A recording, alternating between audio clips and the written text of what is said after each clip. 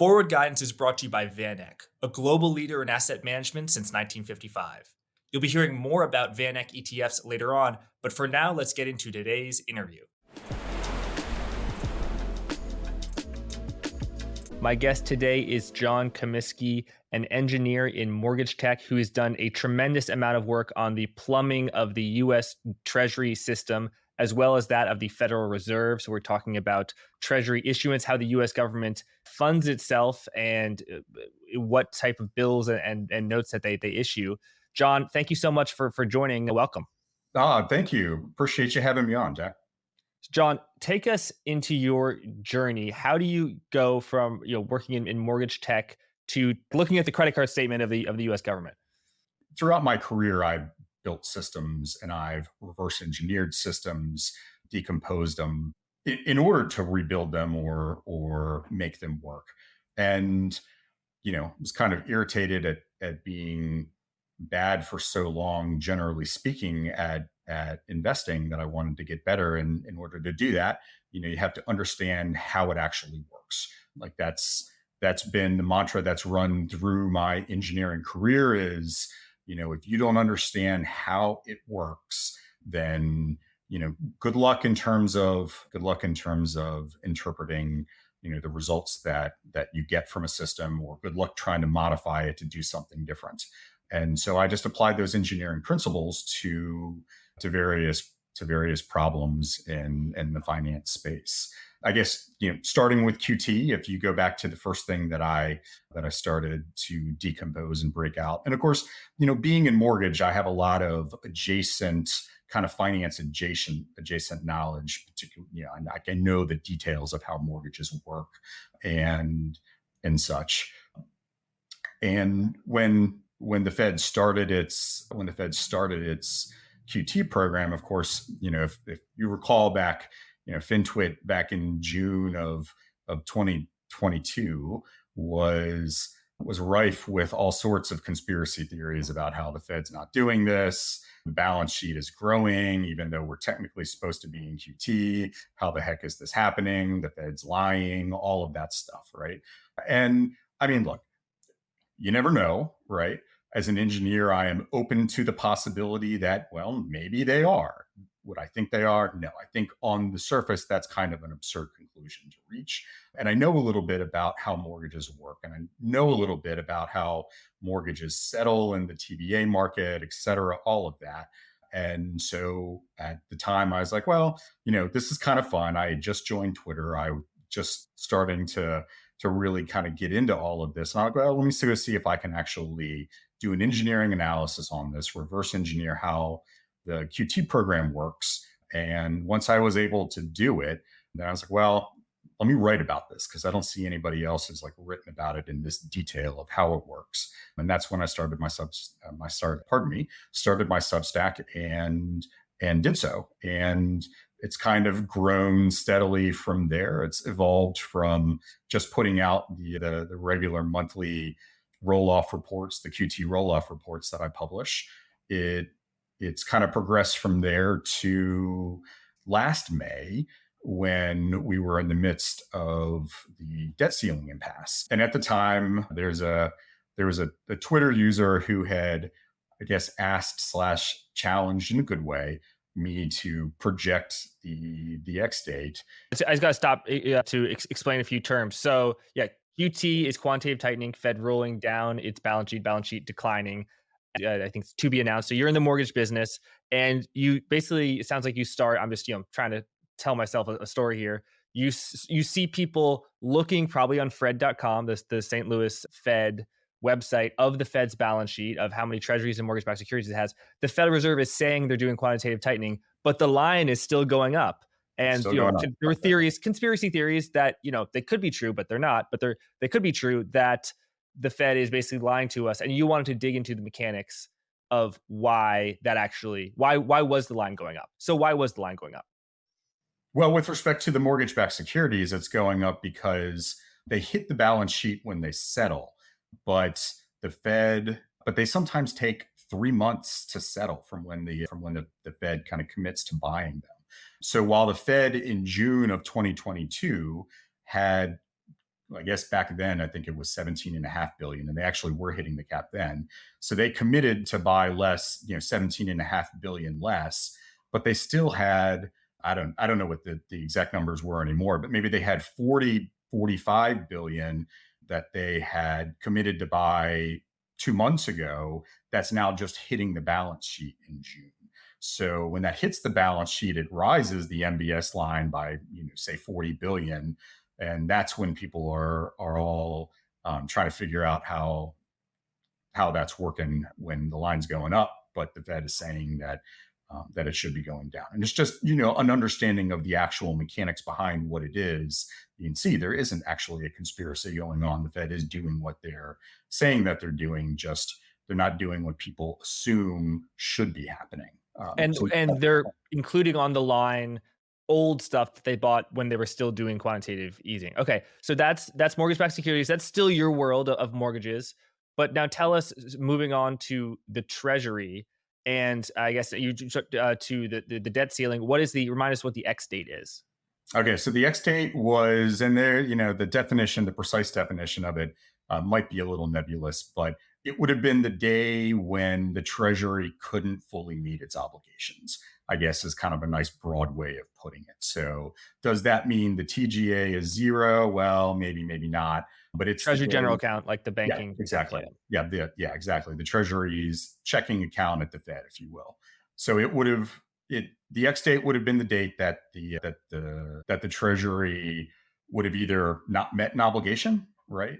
Either didn't make a payment it was supposed to make, or what have you, or they would have engaged in whatever they would have done. How if Congress had not actually reached an agreement to suspend the debt ceiling. But the X date was the day that they would have ran out of money, I guess, looking at it in a colloquial sense. Mhm. And I'm remembering people were saying, maybe I did an interview with in April, and people were saying it would be June, but maybe July, or maybe even August, September, October. And so what were you finding at the time? So I initially thought that it was going to be somewhere in late July, but you know, applying an engineering analysis of it, it's like I'm trying to prove that. I'm trying to model what the system is in order to substantiate that conclusion. And then, and really it's more have model it and then let that make the conclusion for me instead of me trying to guess it based off of whatever it is that I think that I know, right? But no, I did not think it was going to be in early June because as it turned out, there were material pieces of information that I missed in my initial analysis that were relevant to it being in June. But in terms of trying to actually project it, the way that I approach the problem, right, is like, well, okay, we need to be able to project what are the spending and the deposit flows for the Treasury, right? Like every day they make a bunch of payments out from the TGA, right, from their checking account at the Fed, and they take a bunch of money in from various sources like withholding taxes, non-withheld taxes at certain points in times of the year. They get money from the post office takes in money. There's all sorts of these deposit categories and all sorts of these withdrawal categories. And if you take them in the aggregate, well, then if withdrawals exceed deposits, then money's leaving the TGA, at least from like a taxing and spending perspective. Because on the other side of that, you've got debt redemptions and you've got new debt issuance, and that's adding money to or pulling money from the TGA each day where there are debt issuances and redemptions, just depending. So you got to kind of add all those sorts of things up. But my main the big modeling effort initially was to try to model all of those spending flows, the withdrawal flows, and then as a result also model the tax flows and do it at a day level granularity because that the the days actually matter, right? Whether or not the X date was on June 3rd versus June 8th or June 9th, that sort of thing would potentially matter, right? Depending on what type of an investor you are and whatnot, that might be valuable information. So I was trying to do it with a day level granularity. And the reality of it was I actually the model was did a fairly good job at actually projecting the um, the with the withdrawal flows, the spending, and the tax flows, the daily flows. That didn't end up turning out to be the source of error that caused me to initially think it was going to be in late July and then have it move into June. Rather, it was the easy to forget bill drop, right? And so what that is that's an aspect of the debt. So when the Treasury issues Treasury bills, the way that they pay interest on Treasury bills is different than it is with coupons. Like with coupons, they issue the coupon, and then if it's the coupon, say it's a 10-year note and it's paying 4%, then every 6 months, I think it is, You get uh, $2. yeah, they pay Yeah. out 4%, and they do that every 6 months until it matures, and then you get back par, right? You get back what you initially put into it, and that's the way that they pay those interest on the coupons. But for bills, they don't do that. For bills, rather, what they do, because they're so short dated, is let's say that it's a 13-week Treasury bill, then and let's say that they're going to issue $50 billion par of those 13-week Treasury bills. Then what they'll do is instead of collecting 50 billion from the folks that purchase these bills, instead they'll collect, you know, 49 and a half billion or whatever it works out, in order to get to an investment rate that matches whatever that particular Treasury bill auctioned at. But the point being that they pay interest by collecting less, but they collect less up front.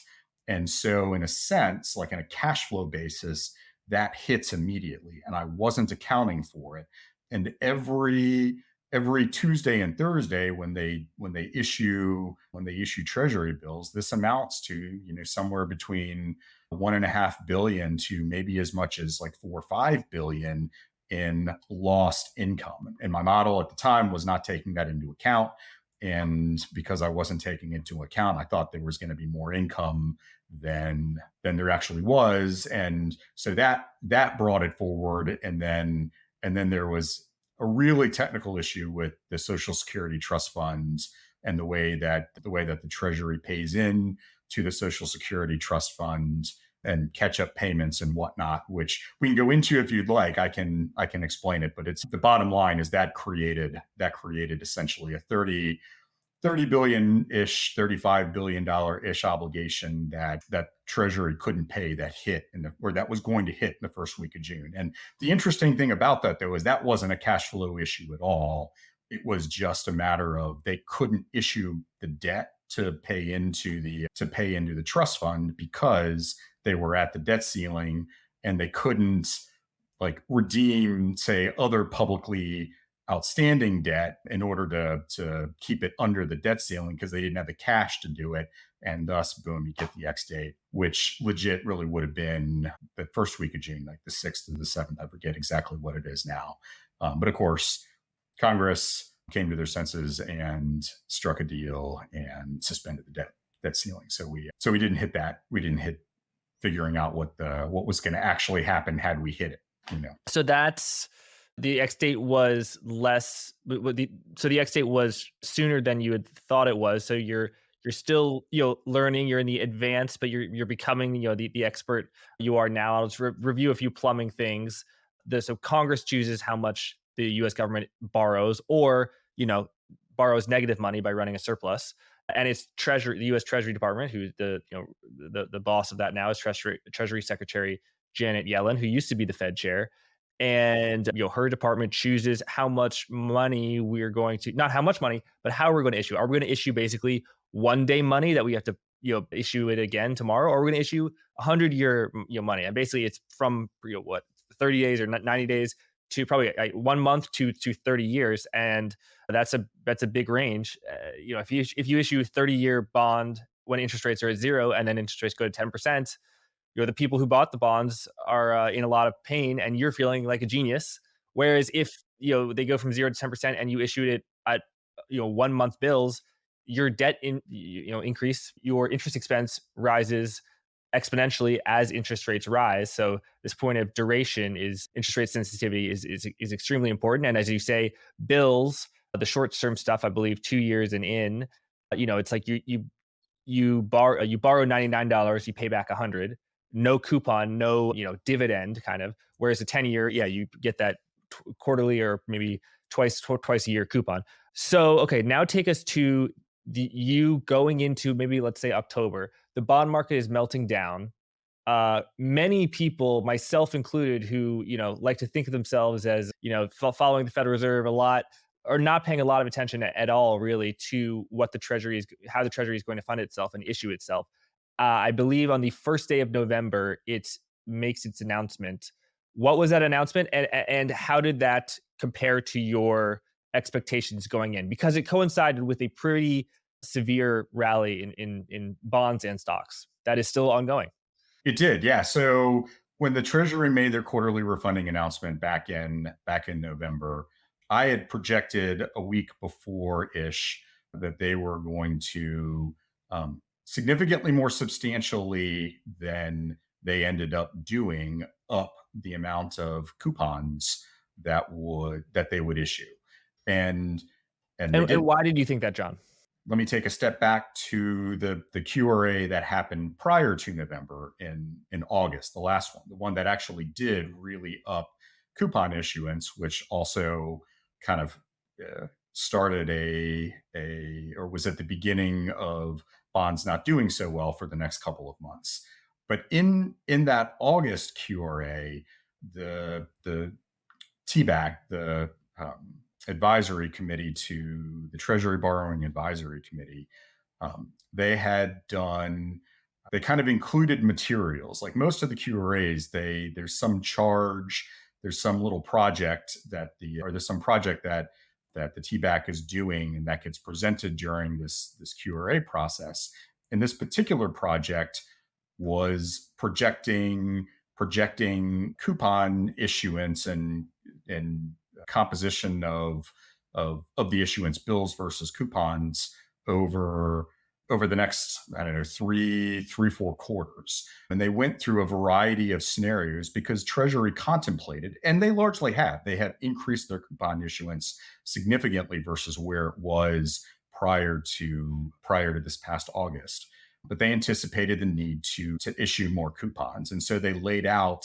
Sorry, but John, what is causing that need? Like in a parallel universe, one in where the Fed is issuing only 1 month bills, and one in which the Federal Reserve is issuing only, I'm saying Fed, I meant Treasury. The Treasury is issuing only 30-year bonds. What are the different inputs about why the Treasury is issuing short-term versus long-term? So one of those inputs is that historically Treasury has tried to keep it to 15 to 20% of total bills issuance. But that's not like a legal requirement or requirement by statute, something of that nature. It's been their target band for bill issuance for a while. Although historically, as they've said recently, I mean, historically, I think that average is actually a little north of 20. It's like 22.5 or something like that. But the desire to stay within that 15 to 20% band required Treasury to increase coupons, because if you recall back then, bills, the issuance of bills was significantly rising. Why? Because we had to. Like the TGA got down into the double digits, super crazy low right before the debt ceiling impasse was resolved. And Treasury had started to refill kind of we'll call it the structural level of the TGA, or the minimum level that they like to keep it at.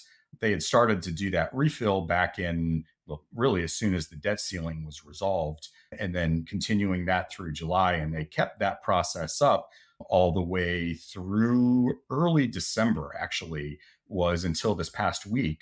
They had done, a series of increases to the amount of bills that they were issuing. I mean, they issued an enormous amount of bills in the last half of last year. And as a result, that push that bill rate significantly above the 20%. And it would be worse if they had not upped the coupon issuance. But taking a step back even from there at a more basic level, because the more the more and more debt we take on, well, we have to issue more and more debt. I mean, we've either got to do it through bills or we got to do it through coupons. It's got to go somewhere. So the Treasury knows what's upcoming, like what coupons are redeeming. So say a 10-year note that they issued in 1994, they know when that's redeeming, and they know what the rate that they have now is. And based on whatever that net is, they know kind of structurally based on the rate they have, what additional money will be coming in to fund deficit spending. But as they looked forward, they said, well, we need more coupons in order to meet the financing need and to try to stay closer to the 15 to 20% range. And so they laid out these three scenarios in the August QRA, and I chose to kind of split them down the middle between increased issuance at the shorter end of the curve versus at increasing more of the longer tenors. And I was incorrect. Well, directionally, I was incorrect in any event. They did not increase coupons as much as I thought they would by taking a blend of the three scenarios that they laid out. They increased them significantly less in November. And more so, and I thought this was also super interesting. So the TBAC recommended that they do less than I thought the TBAC would. And that's what actually comes out in the QA is the TBAC's recommended financing tables. But on top of that, Treasury further reduced by $1 billion, for both November and then also December and January, the increase to the 10 and the 30. So at the longer tenors, Treasury kind of stepped in and knocked it down, even below what the TBAC was recommending that they do. And so on the whole, it was a signal that signal is a literal statement, we're not going to issue as much as people thought that we were. So long way of putting it, I thought they would issue more coupons than they ended up doing. Well, so did everyone in the market, apparently, because on November 1st, when that was issued, was pretty much the top in yields. And, the 10 years moved something close to 100 basis points since then. Okay, so we're recording this on Wednesday, January 24th. I believe next week, what is that, February 1st? Is that when the quarterly refunding announcement is made? And so what is you've run the models. What does your model say about how the Treasury is going to fund itself going forward? Okay. And so something to bear in mind, right? The amount of coupons that they decide to issue that's choice for Treasury, right? My model doesn't really project that. My model projects the overall financing need, and then Treasury is going to decide what it decides on coupon issuance. And then whatever they don't in terms of coupon issuance, they have to make up for in bills. Right. So bills are kind of they're the thing that moves, right? They've got a financing need, whatever that is. And of course, that's, that varies as time evolves and tax flows do or do not materialize as projected, and spending flows maybe a little more, a little less, but that's fixed. They choose on the coupons, and then bills make up the difference, if you will.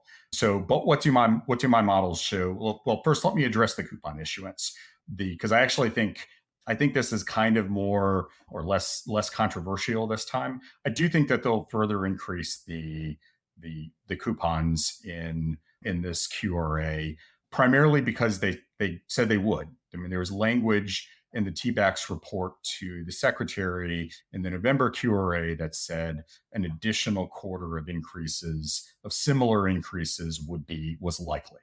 And I don't see any real macro need for that. That hasn't really shifted now versus then. So I guess, again, I'm making a call that they'll kind of do what they say or do what they intend or kind of alluded to doing, and that they'll do increases in line with what we've actually seen, right? So I project they'll increase in Q2 in line with what they're going to increase in Q1, which matches what they did in Q4. That may or may not turn out to be exactly correct, but it's probably not going to be off by too much. And I don't think that's particularly I mean, I don't know, maybe it is controversial, but to me, the more interesting thing is that when you fix the coupon issuance, that the folks, I think folks have a mindset that, well, the Treasury is issuing a lot of bills right now, and they are. In fact, they just increased the amount of bills that they're issuing this week and next, but that will stop at the end of March and reverse not insignificantly in April.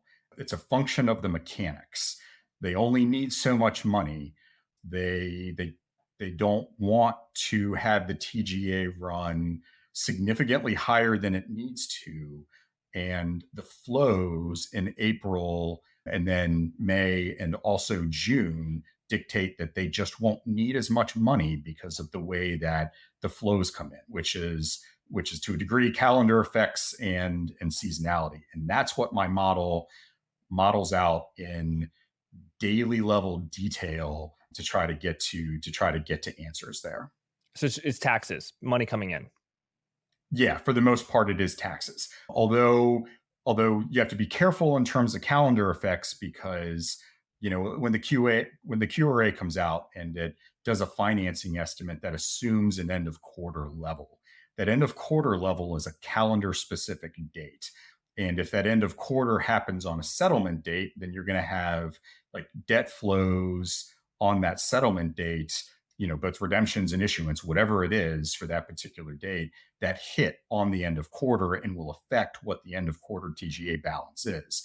Whereas if the quarter ends like it will in Q2 in June or on June 28th or 29th, I forget, but it's not the end of the month. So the end of the month, the settlement of the end of the month, June maturities will not be reflected in the TGA. So you have to be a little bit careful. But again, that kind of goes towards what's the approach that I'm trying to do. I'm trying to capture all of that. Like it's almost like hyper seasonality, right? It's like a day level flow seasonality, both across the spending patterns and across the debt issuance and the maturity of debt and the corresponding flows that go with it. Like gold did, Bitcoin is establishing itself as a macro asset that potentially helps hedge against the government devaluation of your money. Finally, you can easily access Bitcoin in a low-cost ETF with the VanEck Bitcoin Trust, ticker HODL. Search the ticker HODL in your brokerage app today. Visit vaneck.com/HODLFG to learn more. That's vaneck.com/HODLFG. Now the disclosures. Investing involves risk and you could lose money on an investment in the VanEck Bitcoin Trust, also known as the Trust or HODL. The value of Bitcoin and therefore the value of the Trust shares could decline rapidly, including to zero. You could lose your entire principal investment. For a more complete discussion of the risk factors relative to the Trust, carefully read the prospectus link below. Thanks, let's get back to the interview. So what specifically is your model forecasting for the next week's number? Just how much the Treasury will have to borrow? Well, so I do my projection in the old format, which I'm not entirely sure that Treasury is going to continue in this next QRA. But the old format gave you the net coupons that will be out in Q2, right? Or that they provisionally project. And then as well, it would tell you what the net new bills were. And so for the last couple of QRAs, the net new bills has been huge, right? 500 billion, I think it was like 850 billion, the quarter prior to that. And for next quarter, for Q2, not Q1, right? But for Q2, that number is, I think, negative 293 billion is what my model projects will be the actual net bill issuance over the quarter, which means like that's negative. They're going to redeem more bills than they issue in the calendar quarter of Q2. And how many coupons do you think they're going to issue? So issue raw or issue net? Raw. Q2. So yeah, if you add up all of the coupons in Q2, it's actually 1144 would be the total coupons that would be issued in Q2. And of course, so $1.1 trillion, $1144 billion. So yeah, but there's a little bit of calendar effect quirkiness that goes on there, right? Like technically, they're going to settle the end of month March issuance that'll settle on 4/1. Of course, the flip side to that is that that the end of month June won't hit until early July. But at the end of June, you've got the tips and FRNs that issue at that point in time. So there's a little bit of calendar effect quirkiness, but directionally, yeah, over a trillion in issued coupons. That won't be the net, right? The net of that trillion minus the coupons that are maturing during that time period. My model projects it to be 560 in the net, with about 580 that are maturing over that time. And that is publicly held bills that are maturing. So what the Fed's doing and maturing its own, or the Fed isn't maturing its bills, but it's the Fed's holdings that mature during that time period. Treasury either just, and then the Fed may or may not reinvest any of that, depending on whether or not it's above the treasury cap, 60 billion treasury cap. So net 563 issuance, gross 1.1 trillion. I mean, it sounds like a lot, but is that a lot? I mean, relative to previous numbers, or by ever what metric you judge?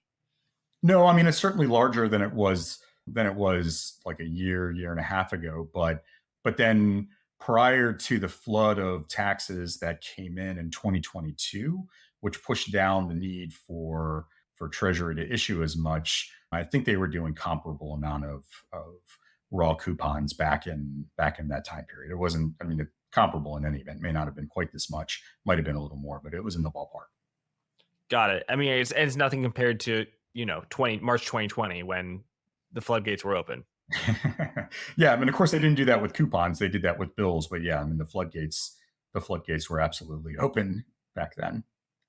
Yeah. So, I mean, I'm just starting to think, I mean, this stuff is really complicated and it's very hard to understand and describe because it's, I mean, the Navy needs a new ship. Here's a certain amount of money. Okay. The healthcare, here's a new ship. Here's the money. I mean, every one of those things is an Excel, cell in your Excel spreadsheet. And so it just strikes me how difficult it is for people to like forecast the future of the monetary system about whether, is our massive fiscal deficits and, debt expansion, is there a limit? I mean, who knows if people, don't even know what's going on the day-to-day basis. I mean, it's just so hard to forecast. That's just a thought I have. Yeah. Without even tackling kind of broad questions like that, like what is the point at which you can't sustain it or the system can't sustain it, and just trying to project out, where we're going to precisely be 9 months from now is hard. There's a lot of underlying flows that have to be modeled, and they have to be modeled correct. And like if folks follow along when I post the results comparing my model to what the actuals came in on the daily treasury statements, I mean, it does pretty well, but there's usually some sort of variance, sometimes significantly. Like just today, the mailed in estimated tax receipts didn't come in quite as heavy as my model was projecting. But that might make itself up tomorrow. I mean, eventually that dies off when we get to the end of January. That flow largely stops as tax inputs. But there's just a lot of the individual underlying flows. But once you start to model it at that level, which is really, I think, to me, that's the value of the approach, right?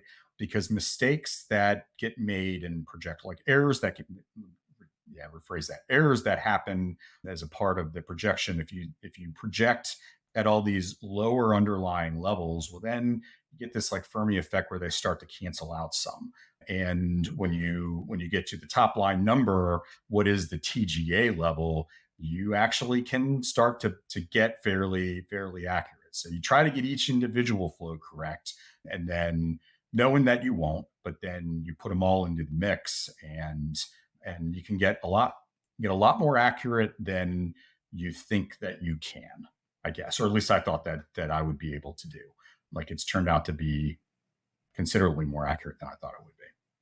And so you tried to follow the breadcrumbs and create this model to understand the financial system, and for investing in bonds and stocks and the market. How do you tie this to the market? I mean, when there are more long-term bonds in the market, and demand is the same, presumably the yield are a little bit higher, the price is a little bit lower. How do you get from where your model is to kind of market analysis? Yeah, I mean, if you increase the supply of something, then price of it should go down, right? Which for bonds, of course, means yields go up, and vice versa. So I would think that that would be the effects. I mean, occasionally, and then and look, I'm an avid reader of folks who are way more informed and have way more experience in terms of actually tying it to the market and the market effects. Like, I mean, folk like the Andy Constants of the world do a phenomenal job on kind of projecting that sort of thing. I try to apply the general principles and then try to take the analysis of smart folks who have been doing it for a lot longer than me, and then go from that. But yeah, I mean, the essence being that the more duration that the market is forced to observe, which or not observe to absorb, which would be coupons, all else equal should lead to less risk appetite from the general public for other assets, and less risk appetite for other assets is gonna probably translate to lower prices, right? It should, I guess, as the theory goes. What are Treasury's goals right now? And if in it's January 24th, 2025, and Secretary Yellen is sitting with her team at Treasury, and they're saying, "Oh wow, we did a great job last year." What will have what metrics are they looking for? Just, I mean, are they running it like a corporation where, okay, we have you know, if the yields curve inverted, we want to issue a lot of longer term debt to lock in that money. Obviously, if you think rates are going to go up, that's even better. If you think rates are going to go down, maybe you finance more shorter term. Obviously, it's hard to know, but from reading their reports extensively, they must express a preference for this, a preference for that. What are they trying to maximize, optimize for, and what are they trying to avoid? To a degree, I'm conjecturing here because I don't actually work at Treasury. But first and foremost, Treasury has to pay the bills. They have to meet the obligations as they come due. I think related to that is they have to risk manage. They have to risk manage their bank account, right? In the same way that we at home, we keep a certain level of money in our bank account to meet unexpected expenses that might come up and happen. The Treasury does the same with respect to maintaining the level of the TGA. Of course, in the middle of debt ceiling impasses, that goes out the window because they don't really have any other choice, and they're just trying to get by on fumes until Congress finally suspends or ups the debt limit. But generally speaking, the Treasury is aiming to keep the TGA no lower than a week ahead's gross debt redemption. So they kind of assume that that they have to pay, they have to redeem the debt, but that the debt markets are closed. So whatever that gross debt redemptions are, plus whatever the net fiscal outflow is, so the tax and spend difference over that. So that creates minimum levels. So pay the bills, make sure that they're doing a good job managing risk, right, and keeping the TGA above what the policy that they've stated that minimum risk level is for it. So those are kind of I think that their first two goals. But then once you get beyond that, then they've got two other goals that I believe that they are chasing. One of which is to minimize the cost to the taxpayer of the issuance, right? So I think one of the ways that you can interpret what happened in the November QRA is that the term premium had spiked. It was just a lot more expensive relative to where it was in August, when the T-back charge with all those issuance scenarios that I laid out previously, it was a lot more expensive to issue at the longer end than it had become relatively more expensive up there. And so they're constantly trying to minimize expense to the Treasury. So it made sort of a sense to not issue as heavy at the longer end. So they're trying to minimize unnecessary cost to the Treasury and issue where it's where they can capture like a liquidity premium or whatnot, blah blah blah blah blah. As a result of that, they also don't want the TGA to just, they don't want to build it up to 1.5 trillion and let it sit there, which is way more than than the minimum level policy would prescribe that I described earlier. Why? Because they got to carry that. And I got to pay interest on that in some way, shape, or form, and that Although costs. when they deposit money, the TGA are the assets of the Treasury held at the Federal Reserve. Are they earning interest on that? No, not from the Fed. No. Really? Okay. But of course, they're paying interest because they have to pay interest on whatever debt that they issued in order to build up the TGA, right? Yeah. So in 2020, that the crisis to fund the war level amounts of fiscal stimulus from Congress, the Treasury loaded up like $1.7 trillion. But you're saying that's not a normal phenomenon, and now they want to keep it. So what is the band of the lower limit for the Treasury general account and to the upper limit? I don't think that there technically is one because intra-month it varies a great deal. And when you get into a month like April, it varies even more, right? Because you have just an absolute flood of tax receipts that come in right around the middle to just after it in the month. What I think Treasury's doing there, right, is more a matter of it's managing the high, like the minimum level that's prescribed, and that minimum level varies significantly again, intramonth. And for anybody who's interested in seeing like literally what that policy level would be, I actually detailed it in my latest Substack. You kind of have to squint in the images of it. Sorry, but they're all there between now and the end of September. But so the other thing though that Treasury is trying to manage, because what they could do is like at the very beginning of April, after they crest the high minimum level required for the TGA at the end of March, knowing that the tax receipts are fixing to flood in, they could dial back bill auctions, right? And to a degree they will, right? That's why they're going to get to negative 300-ish bill issuance in Q2.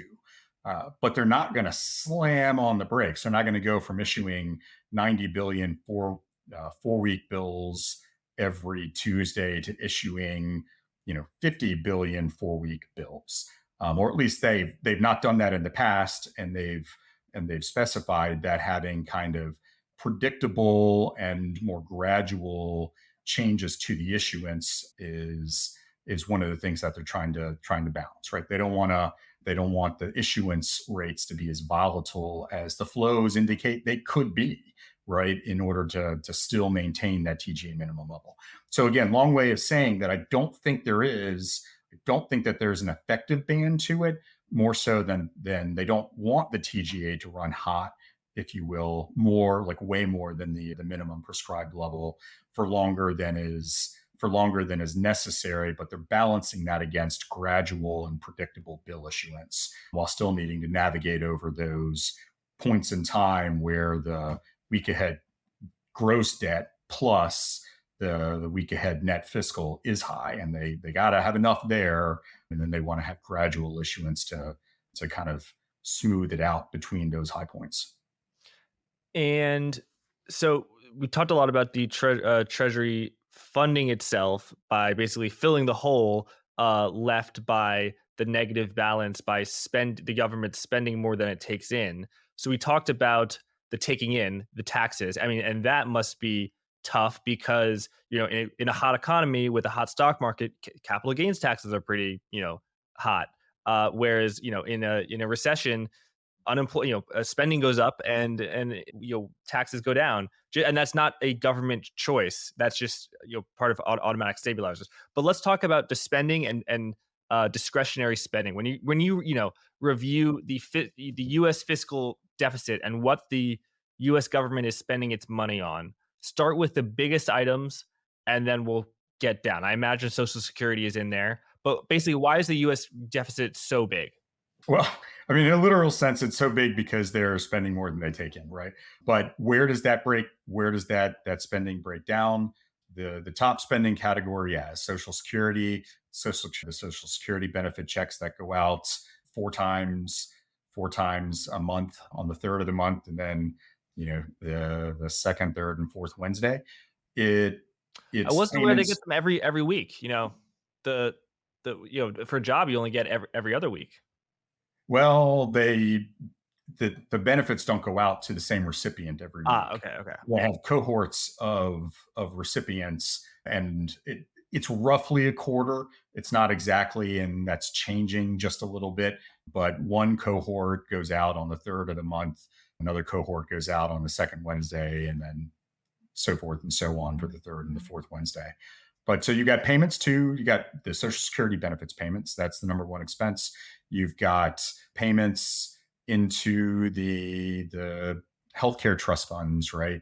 And then spending like payments to the states for Medicaid. That's another particularly large category. So the Medicare, right? When I say the healthcare trust funds, that's really kind of code for Medicare and and the various payments that they have to do there. So there's a lot of health spending there. There's defense spending that's a large, federal salaries are not huge, but aren't nothing. That's a fairly big flow. And then you've got, myriad of other smaller flows that crop up and add up to a fair amount. Right. But so all of those factors, though, I think were in play in 2019 and for my entire life, and probably your entire life. Obviously, if there's a war, you spend more, and that's discretionary. But when you look at the deficit now compared to 2019, it's a lot larger. Okay, in 2020 and 2021, we had stimulus checks, we had enhanced unemployment, we had the child tax credit, enhanced child tax credit. What right now, the deficit is so big last year. Why, when you compare that to 2019, what is it so, why is it so big, and how has it gotten bigger? I guess maybe one thing is the Inflation Reduction Act has incentivized a lot of production. So incentivize, is code for lower taxes. So that's one, right? One, we have higher interest expense now. I mean, we have considerably more debt in total than we did back in 2019. And the Treasury for new issuance, right? Because of course, the stuff that was issued in 2019, we're still paying interest on it, but that was issued at 2019 rates. But all the new issuance we're paying considerably higher interest on. And of course, that matters a lot when you've shifted your issuance to the front part of the curve, right? Because with the bills, there's not a Treasury bill that's out there that has, that's a remnant or a holdover from a lower interest rate time. They're all somewhere between 4 and 5.5%, depending on when they were issued. So you got higher interest charges that come in. Yeah. Beyond that, when it comes to the spending, of course, I only run the model in a forward projection mode. It takes as one of its input all the historical spending information, right? Because the Treasury makes that available, right? You can get the detailed spending in all of those withdrawal categories that we see on the daily Treasury statements, or the receipts and the deposit side of that. You can see that going back a decade plus. Of course, it's changed over time. Like they've recategorized what some of these categories are. In a general sense, that's been a great thing because they're making it more granular. It's a little easier to see, or it's more granular, right? You just have more information. But of course, that makes the apples to apples comparison a little more challenging on some of the categories, because if they previously reported spending in an unclassified category and now they've broken it out into 5 categories that are classified, well, you can't really do an apples to apples comparison on what the now broken out category is to what it was back then, not using the Treasury data. There are other data sources out there where I may be able to do that. I think it's usaspending.gov, et cetera. But I haven't had a chance to go try to input that data set and see where that takes it. But so back to the point of, does the model know? Well, the model knows what the spending was, and it knows what the taxes were, and to a degree, it is using that as an input in terms of projecting what the future receipts and what the future spending will be. Although not going back to a level of 2019, there's not really a lot of information in 2019 that helps, other than establishing the patterns of seasonality of when the flows hit, right? Taxes hit at a certain point in time when you're talking about like non-withheld income or when you're talking about corporate income taxes. They don't come in a uniformish manner like withholding does throughout the year. And being able to understand, exactly what the historical norms are for the percentage of, say, corporate income taxes that come in, say, June versus May versus January versus September, right? There's the historical information. The model uses that in order to help it form the daily level projections of what the flows are likely to be for a date in the future. Would you say that your model places a greater importance on predicting the timing of cash flows than the magnitude and size of cash flows? It puts equal importance on both. It's now, and being kind of transparent about the way that some of those things are modeled. The model doesn't go look at prospective agency budgets, right? Honestly, you might actually be able to do that with generative AI. That might be something that's possible, but right now that AI is me. I go through and the dig through agency budgets, proposed for fiscal year 24, et cetera, in order to help inform, using also what did they spend last year and whatnot for some of the spending categories in order to reach a conclusion, because you have to be careful, right? There were, as you mentioned, you had the Inflation Reduction Act, you had CARES, right? You had, I think was it ARP, which was another one of the COVID. GP. Well, yeah, you did. You had that, which and all of that influences spending flows, but some of those are stopping, right? Like you may have had spending that was authorized and intended to be spent last year, but was like a one-time thing for a particular agency. Like I think there was, a good example of that flow is the pension benefit. I forget the exact category, but there was spending that was kind of specifically authorized to go help pension plans, right?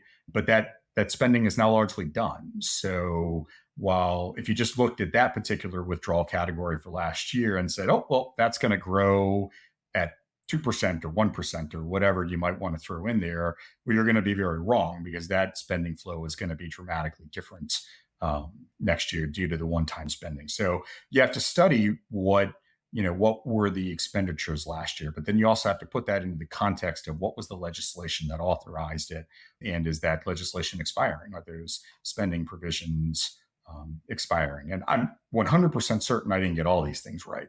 There's tons and tons of them, but for all of the big categories, that's the process, is to go through and to try to dig it. And then in terms of trying to reach the day, like how do I know that on this particular Tuesday, it's going to be this particular amount? That gets into a number of kind of data mining techniques, looking at historical patterns, right? How the mailed in estimated tax payments, which has kind of been a thorn in the side of my model the last couple of days. Well, aren't people not isn't California, they're not paying their taxes for like 6 months? No, that's done. Although that was a very real thing last year, right? Yeah, that's what I meant. Not this year. I meant last year. Yeah. Yeah, and that's another great example. That's another great example of folks saw the taxes last year around April, and they're like, wow, these things are super light. And they were definitely light relative to 2022, even if you take out the whole California thing. The capital gains taxes last year, which largely hit in the mid-April when people do their tax returns, they did not hit nearly as strong as they did in 2022. But a big chunk there was a huge bull market in 2021 and there was a bear market in 2022. There was a bull market in stocks in 2021, and that caused capital gains taxes to be high for the year of 2022. So you're a year ahead of me. And then the bear market was in 2022. That caused lower taxes in 2023. I'm a year behind you. Taxes are a year ahead of the market. Yes. Yeah. And sorry, you have to think these things through, because it actually makes a big difference, right? And it's why, like, when you look at where the market ended last year, I think it's a reasonable inference that capital gains are going to overperform versus where they were last year. Henceforth, more taxes that are going to come in April, which then filters through to they need to issue less bills. But the the California thing is a good thing to bear in mind, right? Because it had a number of different effects. It both made the deficit in fiscal year 23 look worse than it actually was. We did collect that money, we just didn't collect it until October or November. So it collected in fiscal year 24, but really it should have been collected in fiscal year 23 because that's the normal time when it would have come in. So we just shifted that, which will also have the effect of making the actual fiscal year 24 deficit be less than it otherwise would be because we just shifted part of the deficit from one fiscal year to the next. When does the fiscal year begin? September 30th is the end of the fiscal year. So October 1st is the beginning of the fiscal year. Okay. Oh, okay. I didn't know that. So I'm looking on Fred.com of the U.S. deficit 2022, a whopping $3.1 trillion. 2021, $2.77 trillion. So the deficit got smaller. 2022, $1.4 trillion. And last year, the deficit increased to $1.7 trillion. You're saying a lot of that was because taxes weren't coming in until fiscal year 2024, even though it actually was 2023. I don't want to say a lot of that, right? I mean, it was probably 75 to 100 billion. I'm kind of napkining that. It's not the lion's share by any stretch. But then if you take that, let's say it's 100 and you flip that, oh, that's going to create less deficit in 24. I mean, it ends up being like a 200 magnitude swing between the 2 years, which again is not nothing, but it's one of those individual flows that you have to take into account. And if you don't, then you're going to have problematic projections. And it really matters at the collection points when those taxes get collected. So what was deferred to like October, normally there's almost no corporate income taxes that come in. And yet in October of this year, they flooded in because that was when the deadline was delayed to. And so you said your model is looking at past models. So there's a financial model of, most of the time, when the VIX is at 13, it tends to go to 12. That works, except when it doesn't, and you get blown up. But then you can actually use your actual brain to say like, what is this seasonal force is going to affect it. So actually, I think volatility is going to go up. So how much of the model is you doing the thinking of, hey, model, look at this, versus just the model says what the model says, and I'm walking down with my stone tablet, and we got to listen to what the model is. And the answer is it depends. It depends on the particular categories. So honestly, for the vast majority of the categories, it's pretty much all the model with maybe a multiplier in there, a small multiplier to increase the magnitude of either the deposit or the withdrawal flows. Because most, like if you look at the daily Treasury statement, it's like 2 pages worth of withdrawal categories and deposit categories in really small print, right? Like, I mean, 60, 70, 100, 120 different categories on each side of that. The vast majority of them are so small that it doesn't really move the needle. And for those, it's entirely the model.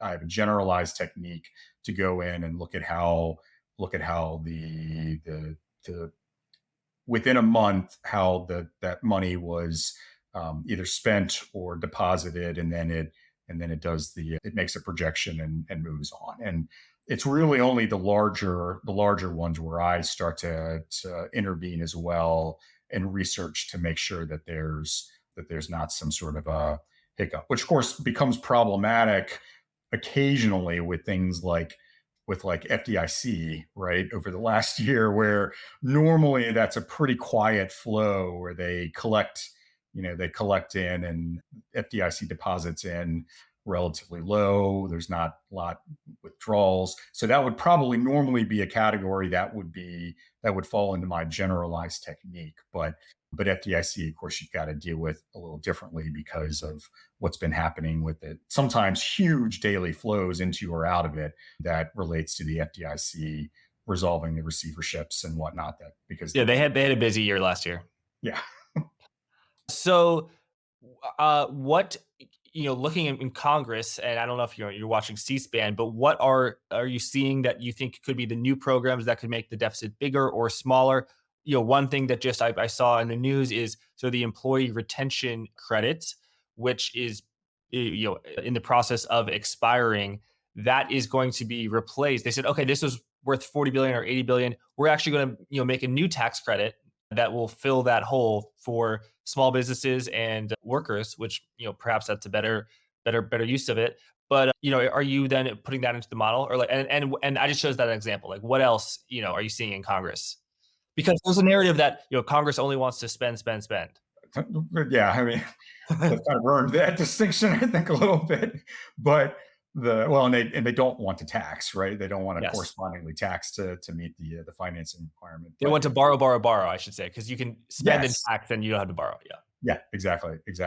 So I think so. My understanding, I think of what you were describing is and I forget exactly the sponsors on it, was like Wyden, Hyde, something like that. In any event, but there is a house bill that was introduced recently that would do a couple of things. It would increase the earned income tax credit, and then it would also reinstate some depreciation that businesses can take over like bonuses and I think R&D, et cetera. And if it becomes law, and that also had something to do with they were going to partly pay for it by stopping the ERC claims, Yeah, employee retention. accelerating forward the date for that. And the net on that, for I think like the Wharton School of Business does a projection, and I think the net on that for 24 would be something to the tune of like 100 billion less that comes in, right? Because in an effect on the flows, like the corporate tax flows that my model is expecting in April will be less, because those corporations they're going to take advantage of the depreciation that they otherwise couldn't, which means they're going to pay less in taxes in April than they would have to if that legislation does not pass. And then eventually in later years they'll have to pay more, but up front, and for a model run out to the end of fiscal year 24, I really only care about the impact on 24. So to your question of, well, how do I deal with that in the model? And the answer is I just have to wait. I mean, A, it's not a thing certain. B, honestly, I'm skeptical it will pass. And then even if it does pass, well, what are the timeframes in which it's going to pass? Because if that actually passed in mid-April, well, then the depreciation that's retroactive that will significantly reduce their tax bill probably won't see that in their April return. Probably have to wait until the next corporate tax payment is due in June, and then we would see it there, and that would have a big impact. So if it passes, then what I'll do is I'll reconfigure / code how a flow needs to work within the model, and then I'll rerun it, and it'll generate all the new output, including, as part of that, I'll have to likely tinker with the debt issuance, the bill issuance, really, because that's how they account for kind of the daily shifts in the funding need. That's their high frequency way to either increase the amount of money coming in or decrease it. And the issuance that I expect between now and the end of fiscal year 24 for bills, which I project in the article my most recent article, well, then that won't come to pass. If they need more money, then they're going to have to not decrease bill issuance as much as I expect in April, and then that'll be that, and then the model will reach different conclusions. But that's kind of the process and how I deal with the evolving, and it's unfortunately, or maybe fortunately, it's just a never-ending battle in order to keep the model up to date and thus accurate going forward, or as accurate as it can be. The countdown for the world's leading institutional crypto conference has begun. The Digital Asset Summit runs from March 18th to March 20th, 2024 in London, and you don't want to miss it. Here's a little bit of alpha. Ticket prices are going to increase on February 5th. This is your chance to secure your spot at a lower rate before the price hike. Save $215 by using my personal code FG10, FG for forward guidance, before prices rise on February 5th. Thanks. Let's get back to the interview. All right, John, as we reach a close, I want to ask you about a topic that I have a slightly better understanding of more than the Treasury, and that is quantitative tightening. You wrote recently, I believe is your penultimate piece, about how a statement in the December FOMC minutes that my frequent collaborator Joseph Wang has highlighted, that the Treasury would start basically to taper soon, and you note, now go the gongs of Bank of America, Goldman Sachs. They're writing that the Fed could begin to taper as soon as April. You actually had some doubts about that. Is that correct? And why did you have some doubts? So the doubts are purely mechanically based, right? And they amount to I just don't think they need to do it from a reserve perspective. So I guess starting from the perspective of, like, the Fed does not want to have a September 2019 style repo blow up, right? And legit, back in September of 2019, there were not enough reserves to both meet what banks felt that they needed intraday in order to meet their resolution liquidity that's required, right? That's required by their regulators, and also kind of shift reserves to people who need those reserves in repo, right? And when they stopped meeting that need, the repo rates went through the roof, and the Fed had to step in. There just weren't enough reserves in the system back then. But that was like 1.4 trillion in aggregate reserves, bank reserves in the system back in September 2019. And now we are way beyond that. And when I say reserves, I'm not just saying bank reserves as you would see on the H4, but really bank reserves plus RRP, because that's the better metric. Because the RRP can quickly turn into reserves if the money market funds have a better place to go. Somebody will give them, somebody in repo will give them more than RRP. Then or if the Treasury bill will pay them more than RRP, then the RRP can kind of quickly change to reserve. So, but if you add up RRP and bank reserves, and I forget where it exactly is now, it's probably like 4.2-ish, but it's way, way higher than it was at 1.4. Now, granted, the Fed's more cautious, and there's been much more deposit growth in the system than 2019. So it stands to reason that today the snap level of reserves, right? Snap level? Colloquially, that's when repo goes crazy, right? Okay. Like snap.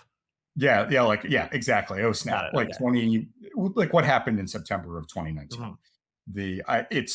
It would be considerably higher now, and of course the Fed is going to be more cautious with that, right? And I think President Logan's remarks a week or two ago certainly indicated that, when RRP starts getting towards zero, then they only have bank reserves, right? It's not bank reserves and RRP. And at that point, what is the level, that lowest comfortable level of reserves, LCLOR, as you see it acronymed? Like, I think the Fed they want to ease into that. They don't want to hurdle past it and get anywhere close to having what happened in September 2019. Of course, they also had the standing repo facility, which gives them an additional measure of way. And they're also, as Joseph has pointed out in a tweet recently, they're the talk of destigmatizing the discount window. That gives another lever for reserves to kind of meet the need of whatever the repo market is without the repo market going crazy. But again, getting back to a mechanical point, I just don't think we're anywhere near that level. Would a taper that starts in April or May, would it would it stun me? I mean, I guess it wouldn't, but I'm not sure that the RRP will be zero by then. In fact, I don't think it will. The reason being that it's what, 620, 630 today, something like that.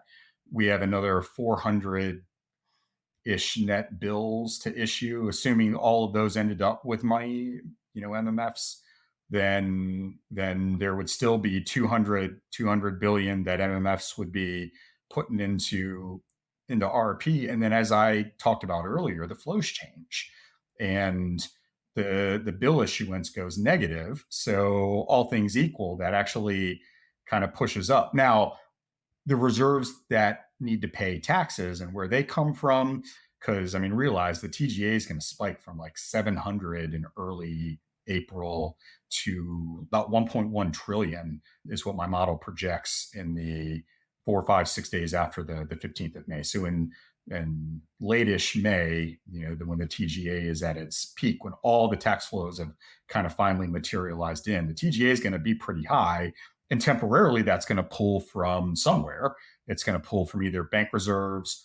Some of it might come in ultimately from RRP, right? Because corporations typically have a lot of the money that they're going to remit on the 15th. They've got that in MMFs, and then they liquidate it, the day before making the payment to the Treasury. So you could say those funds kind of source from the RP. But in any event, back to the original point of why isn't it going to be? I just don't think that they'll need to do it. But even if they do taper it, I don't think we're anywhere mechanically near the lowest comfortable level of reserves. If RRP is zero on June 30th, then bank reserves is going to be around 3.7 trillion. And it just doesn't gel with what the Fed has said and like as a percentage of GDP. And it doesn't kind of, to me, pass the sniff test of, well, it kind of went crazy at 1.4. Yeah, there's been substantial deposit growth since then, but a 1.4 to 3.7 being, or, it just doesn't really gel in my mind. The math doesn't really add up. So I think they'll be able to run QT before it becomes a reserves problem for quite a bit longer. But it depends on what that LCLOR is, and the repo rates will eventually tell us that story, I think. Very interesting. And of course, the elephant in the room is no one really knows the true lowest comfortable level of reserves. The monetary system we live in is like, 16 years old after quantitative easing, before, reserves didn't pay, or, basically a tiny fraction of the reserves there are now. So no one knows. So you said, when the repo crisis, I think you said the reserves are 1.4 trillion. Now they're well, roughly 4 trillion or more if you include RRP. Why did you say the Treasury General Account will get to 1.1 trillion? That seems like a lot. It seems it's bigger than any time since 2021, right? It's a function of the projection of what I think taxes are going to be. Structurally speaking, the high points in the minimum prescribed policy level are higher now than they would have been back then. So when you combine that they have to end March with a higher level of TGA than they would have back then, you combine that with the flows that are going to come in April, and that's where it goes. But if I got taxes wrong, like if there's less taxes that show up in April, well, then it won't be that much. So would it be, it just depends on how much error I ultimately have in the tax projections. But if they project as I think that they will, then yeah, I think we're going to get to 1.1 trillion before it will drain down through the rest of May. So I'm going to ask you a question that, it's impossible to answer, but just, put your guessing hat on. This is a podcast. And, like if, I know that, okay, interest expense is higher because interest rates are higher and the Treasury rolled its debt up. And I also understand that as a result, the deficit is higher. And I can understand those two things can spiral. However, it's not like your model is telling you, like, John, like, the financial system is crashing. But, interest rates, the only way this works is if interest rates go back to zero, right? Like it's a small percentage of the deficit increase is the fiscal interest expense, right? So you're talking about the change in the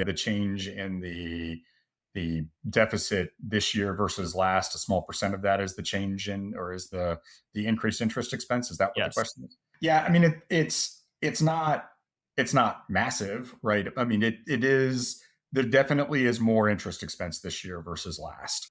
The I guess, sorry, Joe, what I'm asking you is, do you have a view on whether the current deficit is sustainable with interest rates at 5.5%, or is 4%, 3%, or even 0% necessary for, before this spirals out of control? No, I don't. Not an informed one. I mean, I think you interest expense.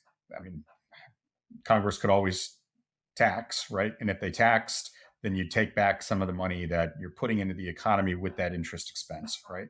Because you're paying interest to somebody, and you can kind of tax some of that back. I guess in theory they could increase the amount of tax that they put, or that they levy on Treasury interest income, right? I mean, now it's just general income and whatever, but there's nothing that prohibits, I don't think. I mean, well, not, I don't think there's nothing that prohibits them from creating it. I mean, not that I think Congress would, right? Like the tax code, for as much of a mess as it is now, I don't think that they're going to do that to it. But so in terms of, back to the point, or your question about sustainability, I mean, I think really the macro environment is more, what's going to happen to the private sector, right? And what's going to happen when people have to refinance, when debt matures and they have to refinance at the higher rates, and what's that eventually going to do? Like for the Treasury themselves, well, they could either tax more or they could just issue more, and the Treasury debt will always be bought. Yeah, they may have to pay more for it, but the Treasury will be fine. It's the private sector players may not be. Yeah, and like, I think it would be a lot harder for there to be a British gilt, UK gilt crisis in the US, just because the dollar is the world reserve currency. But even if there were, number one, the Fed can step in, and also I think there's a mechanism where, okay, the Treasury, the fiscal agent, sells a bunch of paper of bonds. The supply goes up, so price down, yield up, and then yields, sufficiently high yields then slow the economy, and then there's more demand for debt. So it's kind of this self-regulating mechanism, which can get out of control, but it hasn't yet. Yeah, it's worked so far, right? Yeah.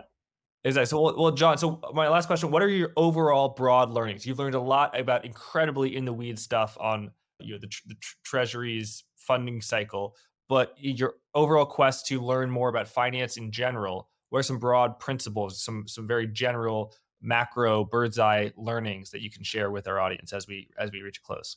I think what's resonated with me, and maybe it resonates with me because at my core, I'm an engineer, right?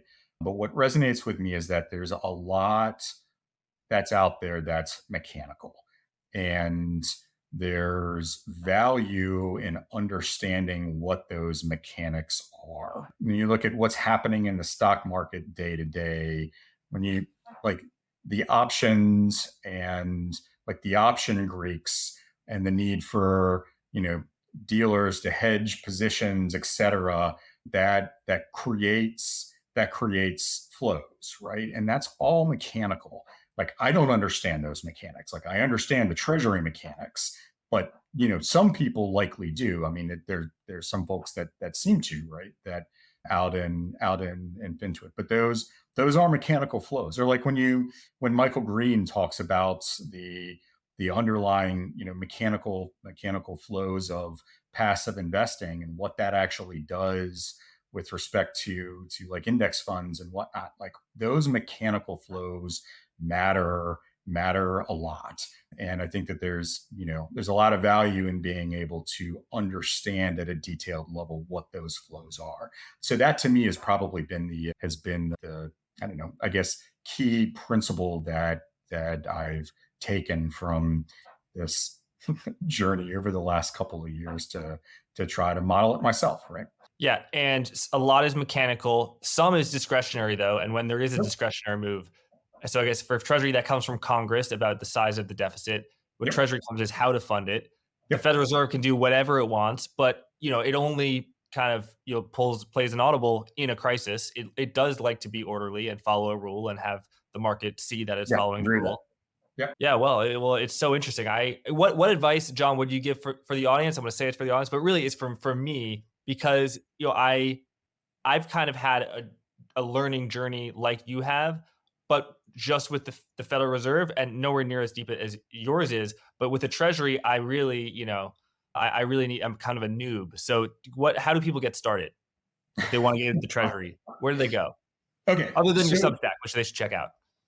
yeah, so I mean, the starting point is every day they release all the spending and the taxes that they collected the day before or the business day before in any event, and they also reflect all of the debt that they issued. I mean, basically, you can see the Treasury's kind of daily ledger of what they're doing in the daily Treasury statement. So to me, that's kind of the key. That's the starting point. Go look at it, see what the Treasury is spending money on. And then once you start to get a sense of what that is and how that works, and unfortunately, this gets into skill sets, right? Like in one's ability to go take in large amounts of data and then slice and dice it. But if you have that capability, if you've got the capability to work with databases and the data that's inside of them, you can go get all this data from Treasury themselves. You can get it from the Fed. I mean, the Fed details their holdings not just at a broad level, like if you go to the Soma page, but you can see the actual MBS that they hold. Yeah, there's all this detail that's out there that's available. So I guess if you want to, I mean, look, if you want to understand how it works at a broad level, well then, I mean, you're in the realm of reading folks like Joseph Wang's Central Banking 101, or read papers that are out there that have been written, like economic papers, not so much for what they're like trying to prove or not prove, but just because of the background that they gave you. Like there's an amazing paper out there, Were Reserves Ample Enough, I think is the name of it. Daryl Duffy was one of the authors of the paper, and it's a phenomenal look into what happens, and like the core thesis, which is interesting, but then it gets into like a lot of complicated math, which many folks won't really be able to keep up with. But don't go read the paper just for the introduction and the background and the context, because that gives you an enormous understanding. And then go read all the global money notes from Zoltan. I mean, those things are absolute gold. Well, John, thanks so much for joining us. People can find you on Twitter at John Comiskey77 and your Substack, johncomiskey.substack.com. Thanks again, and thanks everyone for watching. Thanks. Pleasure. Thanks for watching. Remember to check out vaneck.com/HODLFG to learn more about the VanEck Bitcoin Trust, ticker HODL. A reminder that forward guidance episodes are available on all podcast apps and on Twitter, where I post them regularly at JackFarley96. Thanks again. Until next time.